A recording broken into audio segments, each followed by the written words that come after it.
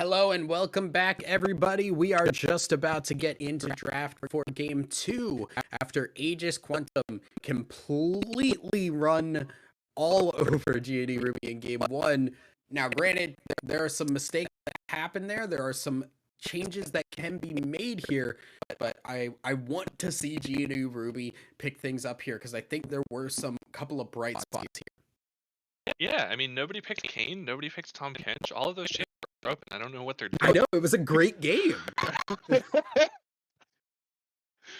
But yeah, I do think that, like, so basically there were no major in-lane errors, right? Like, it was a lot of macro that you like kind of just kind of played. Like, it just kind of happens like that, you know?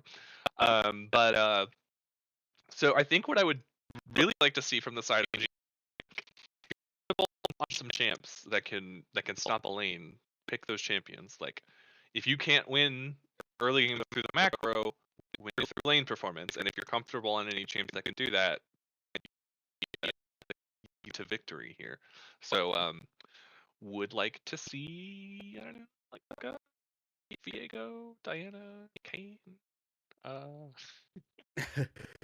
Well, it's going to be the Nautilus from G&E, so they are taking that away from Aegis. So there's at least a little bit of change coming through here.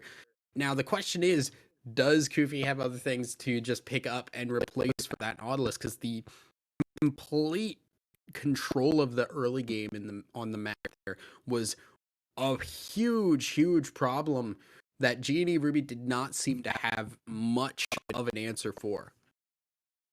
Ooh, just taking picks. That's rude. That's rude. Hey, if you take our pick, we take your pick. Look, okay, hold on. I get the Nautilus because Nautilus is just like a good pick, but Anivia is like a usually just kind of a pick that you're like, oh, I'm good at Anivia. It feels a little bit spicy to just take the Anivia away like that. Oh, never mind. No, they're being spicy. I was gonna say, I was gonna say, what if it's an Anivia support angle? No. Well, yeah, definitely not anymore, but could be. Would have been cool. And we finally do have our first new pick here. Volibear gonna be locked in most certainly here, as Volibear has been a very good jungler in the last couple of patches. This is why we don't talk about how I don't take my own advice. Yeah, you I can't believe you would lie to stream like that. But anyway, I really like the Fizz. I don't like it into Anivia. I don't know how you're supposed to win that matchup. I don't know. As long as you're gonna go kills and dive found like that, I think you should be fine. But anybody that really wins hard against it, so but yeah, so I like the pick. I like they did look that in. It's a really good engaged, tanky, frontliney champion that is also really good in the early game. Has a lot of damage and CC and just overall potential for mid game skirmishes. Another Kindred. Yeah, Dia going for the Kindred once again. Very good job on the last one. However, that did come off of a very good level 1 engage. So the question does come up of, can Div do it again? Can Div do it without the extra 300 gold in the pocket going into the start of the game? Yeah, I don't know. You have a lot of setup. Again, it's the same thing as last game of the, like, I know they had it last game, but they have the Nautilus. It's really easy to get has a little bit of setup before she gets all of her damage off with stacking up that E damage. But yeah, I really like it. And he's shown he can play it really well, so I can't imagine it's going to fall too far behind unless some early game shenanigans happen in reverse this game. But yeah, so we've got the Jack spin again. I don't really know what that's about, unless I don't know. Ezreal ban's interesting. Ashe Ezreal. That's a lot of bot lane bans. That's interesting. Yeah, I mean, the bot lane pool has been shrunken very much here, especially because we usually do see 80 carries picked up in the first 3 picks here. So seeing them not taken through until we get to the second phase, mean that the pool is very small right now. You have Ain, F, yeah, into the bottom of the bag here if you aren't comfortable on stuff like the Jin or Aphelios, which have been mainstays as of late. I do. So I really don't want to go back to the lethality misfortune in every game meta because I hated it. It was the worst time. But I actually do like the MF when paired with like an Alistar and an Anivia because it's so easy to just lock someone down inside of your ultimate. So do like that.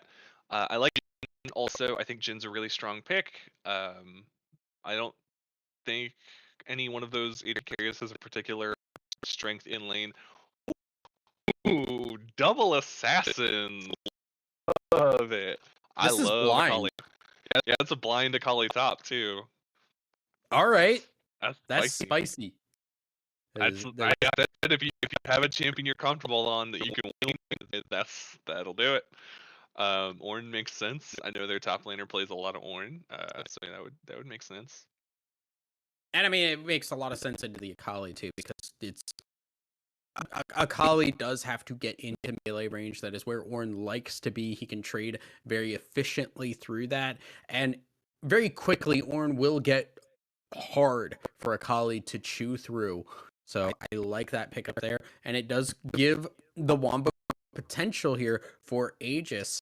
Now, the one thing that does strike out in my mind is you have the anti-synergy of all of this Wombo and a Kindred.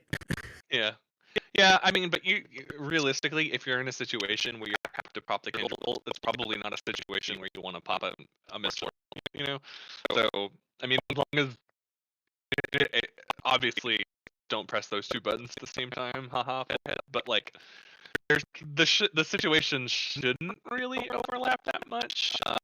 But yeah, I I really like Aegis from we're gonna get macro, we'll get to late game and be fine, and we're gonna win team fights. Genie's is very hands. If you don't win these last matchups, it's gonna be rough. Didn't do much to an Ornn. Kindred has a lot of ways to get away. You could, like Alistar just hunt him out of the team. So, like, there's a lot of ways that this can go wrong, but like you do got to swing for the fences, right? Like you might. I mean, absolutely. This is kind of one of those games where this is the one position that Ruby like they have to win out if they want a shot at getting into playoffs from here on, and they have to do it against the best team, one of the best teams, sorry, in the league currently. So it kind of is like, all right, let's go home right now. We didn't do well when we tried to and go for that late game. Let's see what happens if we go really hard for that early game. That entire top side of the map is terrifying early on, and this really does look like saying, you know what, let's push the envelope and see what happens. Yeah, I really like that 4 of the 5 on Genie's team are these melee skirmishers. And then you have the Jhin on top of that, who's really good at super long range pick potential, and then just like covering that whole range of team fighting area in that ult and making it even more dangerous to exist in. So yeah, I'd like if you're gonna have a double assassins comp, I really like the way they built around it. It's a lot of pick potential from the other champions. Volibear Q, Nautilus is everything.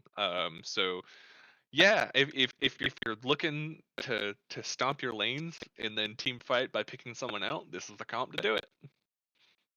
Yeah, it's definitely looking like Genie Ruby have the tools to do what they need to do here because I mean, you look at it, MF has a pretty solid early game. Alistar pretty solid. Anivia definitely not. Kindred not. Ornn, depending on the matchup, definitely not. So there is opportunity here for G&E. I think the biggest question is the execution because we didn't see it in game 1. Now this is a very different composition, and to its credit, Aegis are also playing a very different composition well, very much more focused on those team fights rather than trying to poke people out and siege on towers. So everybody's doing something a little bit different here, and I think that may come into either team's detriment should something start going painfully wrong. Yeah, I mean their comp is a little bit different in that it doesn't have a ton of poke, but it is still a very heavy like team fight engage. We have two tanks, we have the kindred, and then we have two champions that enable that. You know, like so and there is something to be said for like because that last game again like no lanes got stomped really hard. It was like a 2k gold difference just through like macro roaming and pushing advantages where you know you can. But like all things even, those team fights should have been at least somewhat even, but someone kept getting hit by the Lux Q and then all of that CC coming through. So I think all things even, these fights should be a little bit closer. We'll have to see going into it though. Absolutely. But with that, we are going to take a quick break to get ready for what could be the last game of the night. Will Aegis be able to pound their way through to another victory, or GNE going to pull off the upset and send us to a game 3? We will find out just after this break.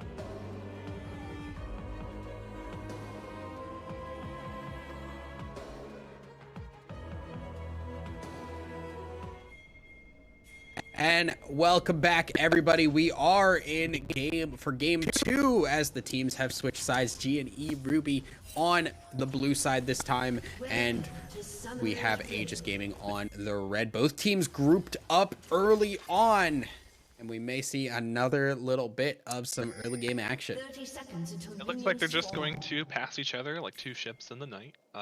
Shouldn't be any violence. I think they recognized that there was a spicy level 1, and G&E were like, okay, we actually need to do something because that is brutal if the other team is doing it and you're not. So I do like this from the side of Aegis, like just kind of, we're gonna sit in this bush, and if you happen to face check it, we'll kill you. It's usually a good decision to just wait. If they're just a little bit more patient. They should see it. They should see it. They're gonna go, and there's the grab, and DME is gonna pay the price. It happened for him last time, and it happened to him this game, and it is actually Dio that picks up the kill. Says that is my money this time around. Blue side jungle is king, and we are going 300 gold in the pocket for Dio this time. So I will say it happened kind of late. Jin and Nautilus are going to be a little late to lane.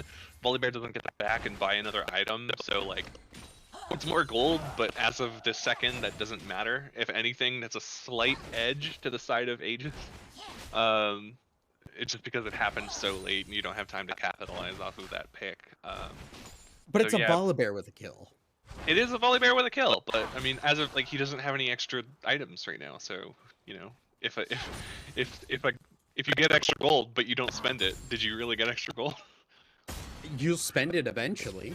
Later, yeah, but in immediacy it doesn't impact anything. So if anything, MF and Alistar will have a much easier lane because they're gonna hit level 2 way before. And yep, that's the power of the Jin trading early. Or sorry, the Ornn trading early. Jin has bulked up a little bit since the last time I saw him.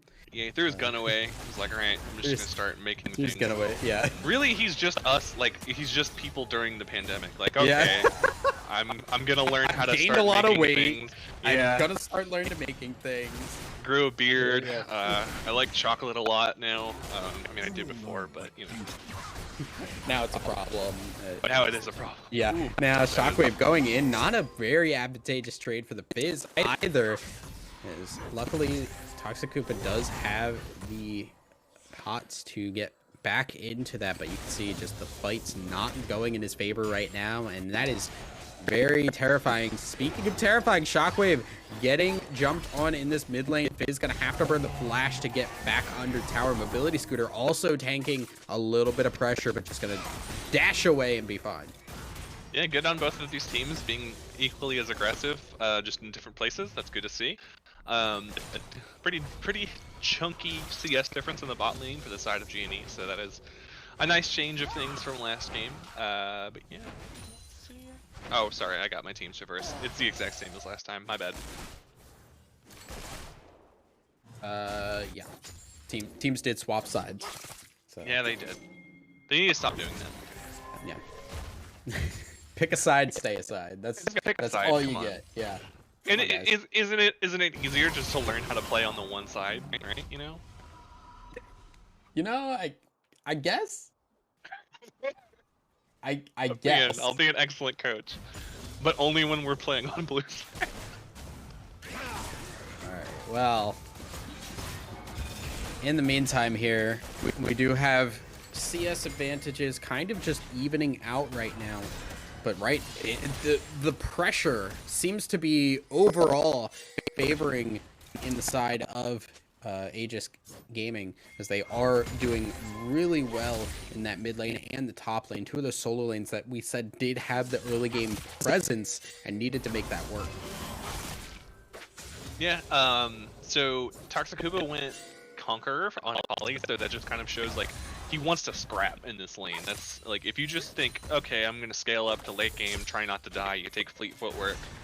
It is also a really good rune for like trying to catch people out, you know, because you get that little movement speed, and Oh, Flash. boy, Oh, that is was aggressive. Aggressive from Kufa there, going under tower and burning the Ignite and the exhaust from Moki. And now here comes the counter engage. Dio is here. Word up, is there Flash coming through? There is no Flash on the cow. He's gonna knock up the ground there, smack him around and see if he can get the kill, but Word up is gonna get it with the Ignite. Unfortunate, but it is still a kill advantage. And the Dragon being available means that G&E can get the first dibs on this.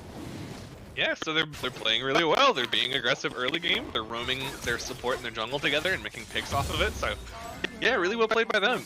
That was a really aggressive play from Alistar. Like, Misfortune was nowhere near that.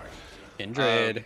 Oh no. Give a little bit of trouble. Toxic Koopa getting some damage down, but St. Alucard will provide a little bit of protection to get away. A little bit of thumbs up. DV gonna give his mid laner the little pat on the back. Say, you did a good job, buddy. I gotcha. I'll give you a blue buff next time. Maybe, if you're good. Maybe. We have blue buffs at home.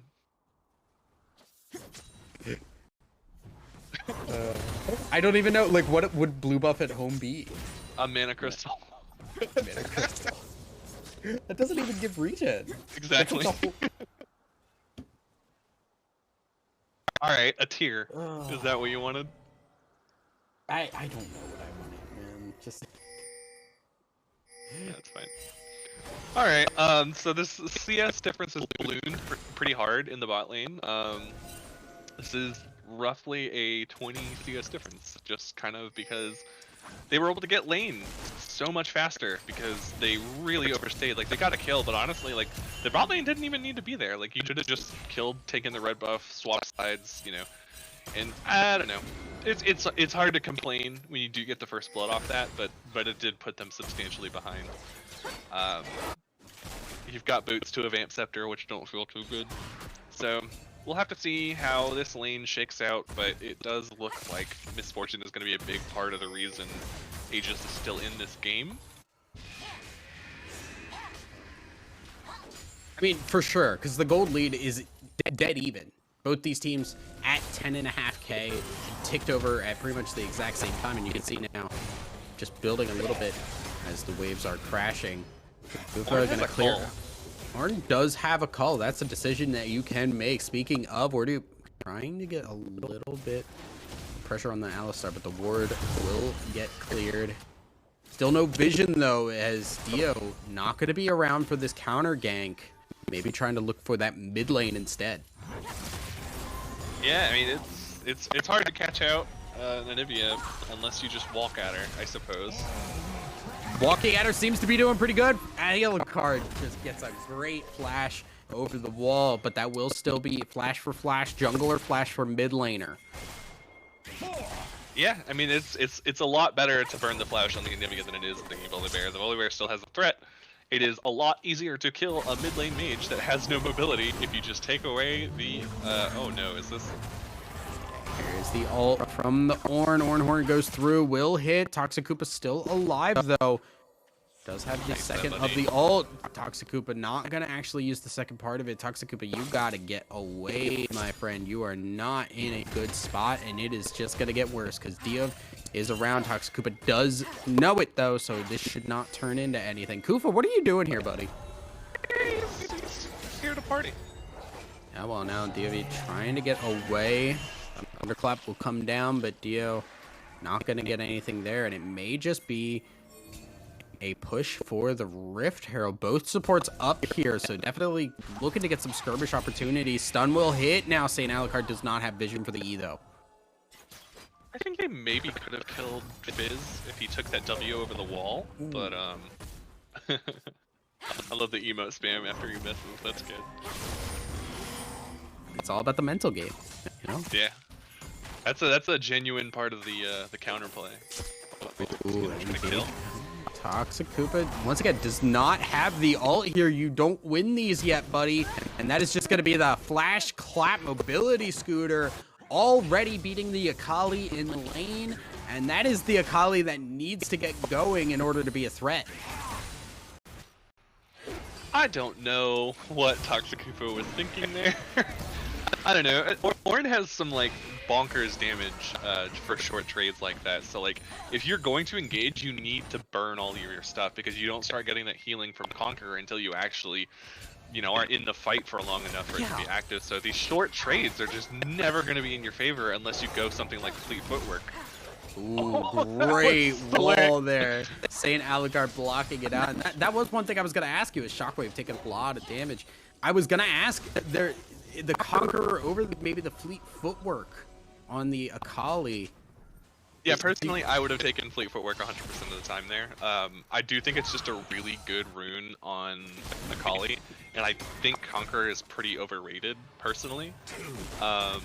But I also do like the more assassin-y builds, less than the team fighty. Like, I will go Proto Belt over the Rift Maker almost every time.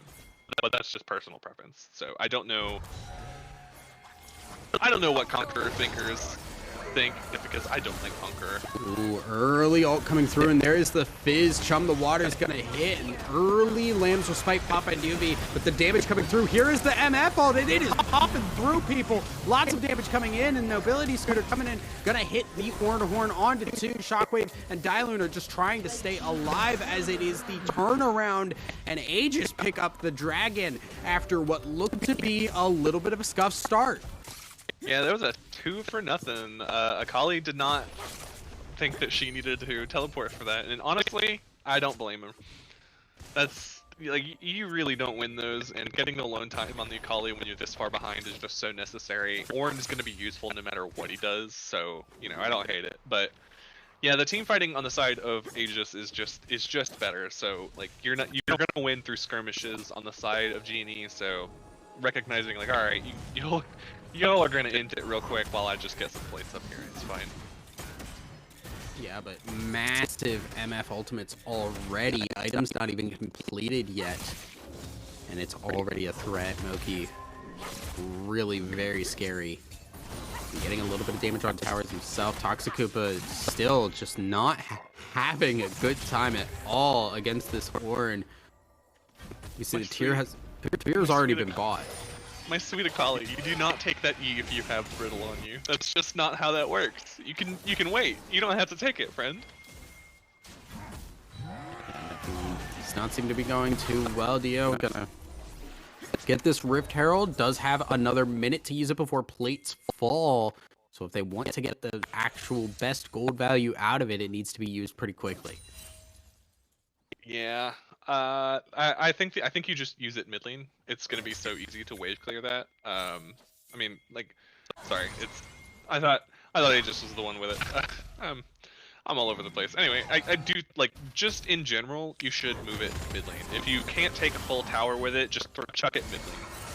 Because against an Anivia, you're not going to have a ton of time to get that tower anyway, so any little bit that you can peel off helps. And then if you get a pick, you can just take the 1 plate's worth of damage off it and take it. But in general, just throw it in. Yeah, it does not seem to be used just yet, though, Dio. Maybe trying to get a kill first and see if they could get the tower. But I don't think that's going to work out just yet. Kufa hanging on the side. Maybe they're thinking about the Hex Flash. Werdoop also thinking very similarly. To be clearing out on this top side. I want to check. We are at 5 stacks on this Kindred. This Kindred has been online for a bit, and that is very quick. Yeah, that is really fast. Jesus, what has that Kindred been doing all game? That's nuts. Getting stacks. Yeah, I guess so.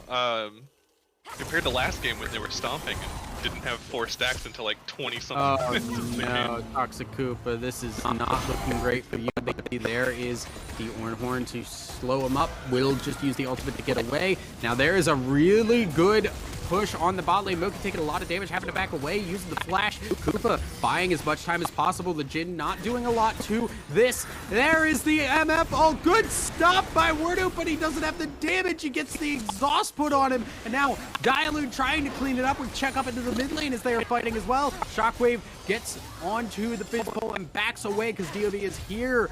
And now Dio tries to go back in. Stun will hit. There is the Everfrost to keep the Volibear in place. Top lane also fighting Toxicoopa doing pretty well for once. Lambs Respite used in the mid lane. DOV trying to stay alive from the Fizz will dash away, and now Fizz hopping through, staying alive. Dio not able to keep his mid laner alive and just gets the egg out of St. Alucard. It is a 2 for 1, or sorry, 3 for 1 nothing overall across the map.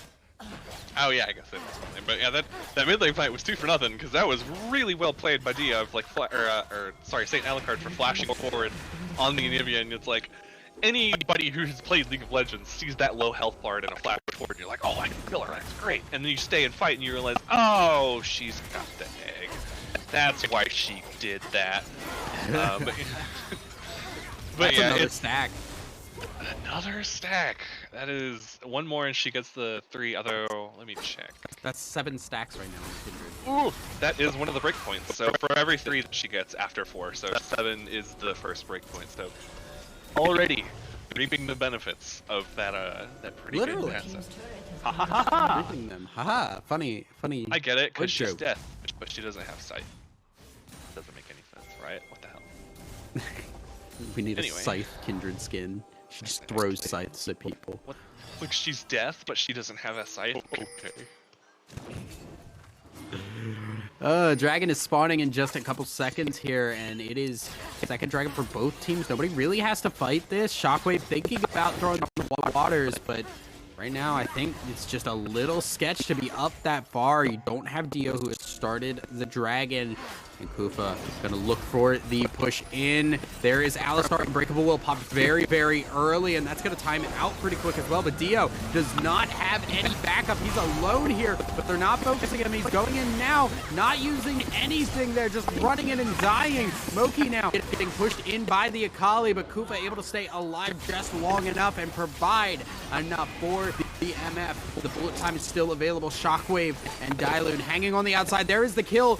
The burst from the Jhin does a great job there. Shockwave back away as Dio is pushing the mid laner out, and Dyloon not able to do much. It is Aegis that pick up that second dragon of the game. Yeah, and it is Cloud Soul, so it's not the end of the world, but also like it is going to be a lot harder to pin down the Kindred and the Misfortune with that additional movement speed. Like you saw in that fight, they're already having trouble getting onto these backline targets, and Misfortune is already pretty fast with her strut, so it's gonna just be even harder to get on top of these carries. And you have so much peel with the Anivia, with the Kindredal, with Ornn's whole thing. So it's yeah, they picked lanes that needed to get ahead and then just didn't. So it's likely that the rest of this game is going to start looking a lot like the last game. But yeah, it's not over yet. We still have some potential in Akali popping a backline carry if she can get enough gold in her pockets. Like, she's always going to be a threat. Here we go. Gale Force and Foki dodging things out, using that strut move speed to perfection. Dylude taking a lot and having to use the curtain call from far away. Lamb's Respite is going to provide a little bit of protection. Dio tanking up some damage and bullet time as the Lamb's Respite ends. But now look, DOV is getting a lot of damage focused on her. Verdict will stay alive, but Moki does get out at the end of it all.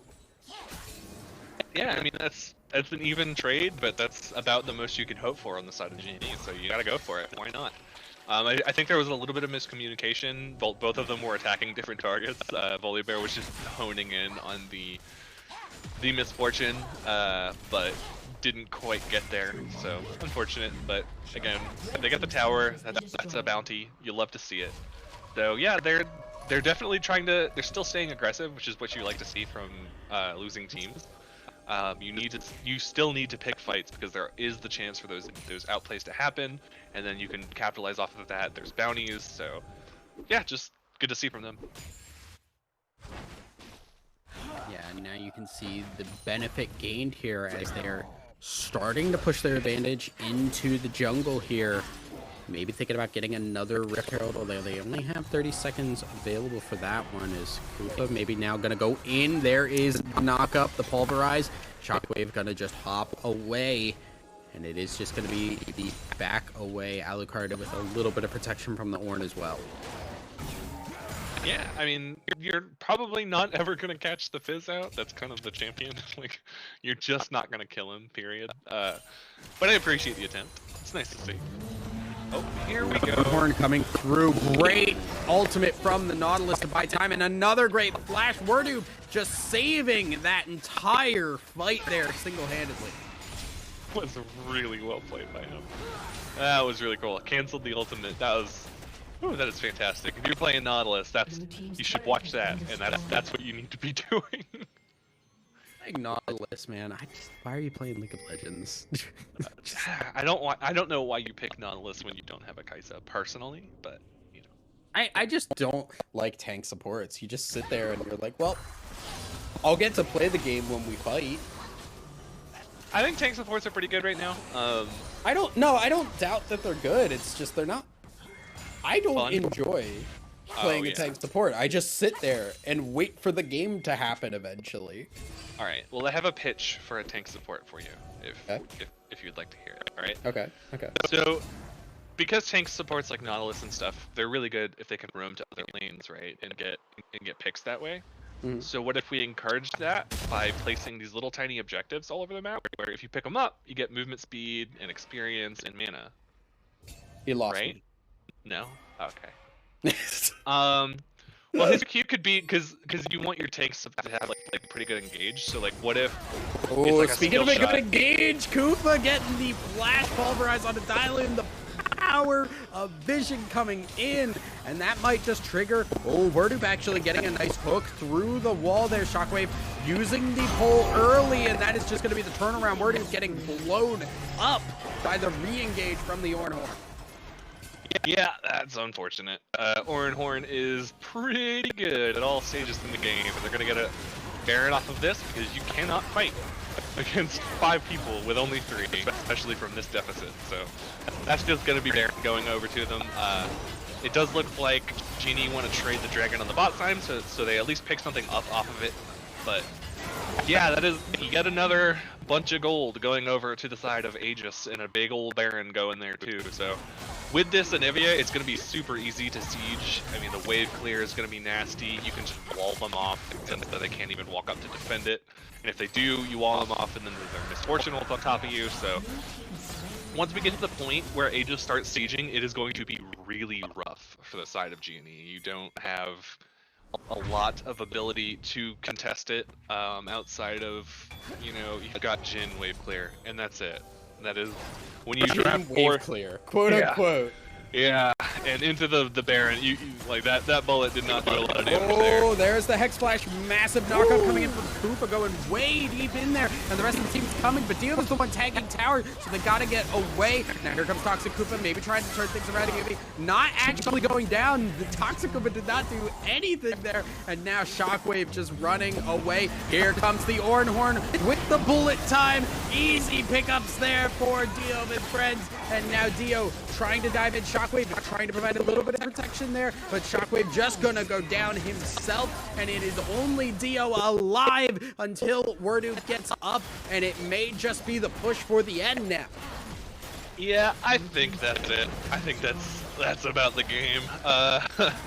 Yeah, I mean, I think that was, I don't want to say the great call to engage when you're that far behind, but like, you are not wave clearing this. You are not breaking a siege against this composition. So you might as well break the wall to keep the Nautilus in, and that will be St. Alucard picking up another kill for himself. And they're just gonna back away now because the respawn timers are short. We are at just 24 minutes, but it will be pretty quick for some of these teams to get back up, as we are gonna look to see if we can get another lane pushed in. I think he probably could have rotated mid and caught that tower before he left, but also G&E have shown that they're really, like they're totally fine to just throw their bodies at a wall. So probably smarter to just back off and reset. You still got Baron, I think, for a little bit. Let me check. I should have it for another 30 seconds or so. Yeah, it's about 3/4 of the way done. So I mean, you can still have it for one last push. You can probably get one of mid or bot tower if you really wanted to, and really you don't even need Baron to siege with this comp that you have. Again, 4 melee champions and a Jhin is not going to break a siege anytime, unless they just throw their body at the wall and start a team fight. That's pretty much the only option on the table for G&D at this point. Damn, how many stacks does she have? 11! Oh. You know, just 11. 11 stacks at 25 minutes. I was wondering because the range seems a little longer than normal, almost outranging a turret, but, you know, what are you gonna do?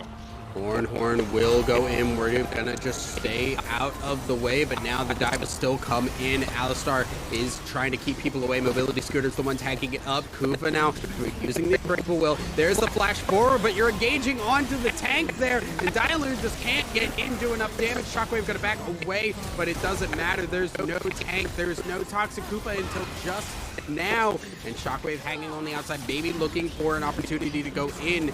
But there is so much beef in this team, and they are not going to stop yet. Dive will come through. Give tanking once again, but that is the Lancer spike. Gotta wait it out for just a little bit longer. Bullet time will clean up too. Meanwhile, St. Alucard picks up the final kill in the base, and now the push to end will come through. Aegis with the clean sweep throughout the night, and they made it look easy. Yeah, there was a lot of beefcake on the side of Aegis, but that will happen when you draft Alistar. Yeah, just really well played. They picked a team fighty comp and they executed it well. The comp they were playing into just basically had no answers for that level of team fighting in Siege that they could have brought. So just I liked G&E's draft style. If you recognize like, okay, we're gonna get a macro, so we need to pick some spicy carries and let them do their thing. It's just unfortunate that neither of them really got off the ground. Akali was behind all laning phase. Fizz wasn't really able to do anything. Didn't even have a mythic item for like a long stretch in that game. So yeah, just unfortunate for them, but really well played by Aegis. You can see why they're one of the top teams in the league. Yeah, and I mean, I feel like the core of what G&E Ruby have is something that has potential. It just feels like there's a couple of things there that need to be cleaned up. Just some of the rune choices, some of the decision making in the early game starts to bite them really hard and makes it hard to get into that late game in a good spot. So I don't want to discount what G&E Ruby did, because there were some definite bright spots. But I mean, really, Aegis are just really good. Aegis are really good. Yeah, that's I think that's what we're settling on. They're pretty good at the game. That's about where I'm at. Yeah, well, I think that will be it for us today, as we are going to close things out. Aegis with the 2-0 victory for themselves, and G&E Ruby still looking for that first win of the season. I have been Thousand Eyes. That has been Gavin. Thank you guys for watching, and have a wonderful night. See you next week.